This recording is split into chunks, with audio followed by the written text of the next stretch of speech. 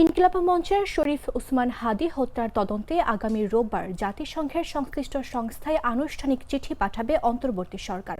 শুক্রবার এক বিবৃতিতে এ তথ্য জানানো হয়েছে। প্রধান উপদেষ্টার উপপ্রেস সচিব আবুল কালাম আজাদ মজুমদার এ তথ্য নিশ্চিত করেছেন। বিবৃতিতে বলা হয়, শরীফ উসমান হাদী হত্যার বিচারের দাবিতে আন্দোলনরতদের ওপর আইনশৃঙ্খলা রক্ষাকারী বাহিনী কোনো ধরনের গুলি ছোড়েনি। সরকার এটিও পুনর্ব্যক্ত করেছে যে ওসমান হাদী হত্যার বিচারে সরকার বদ্ধপরিকর। জাতিসংঘের অধীনে তদন্ত পরিচালনার আইনগত দিক সরকার গভীরভাবে পর্যালোচনা করছে। এ বিষয়ে আগামী রোববার জাতিসংঘের সংশ্লিষ্ট সংস্থায় আনুষ্ঠানিক চিঠি পাঠাবে সরকার। দুধার চকলেটে একাকার হয়ে ওঠা প্রাণ লেয়ার সম্পর্কের মিষ্টি ম্যাজিক।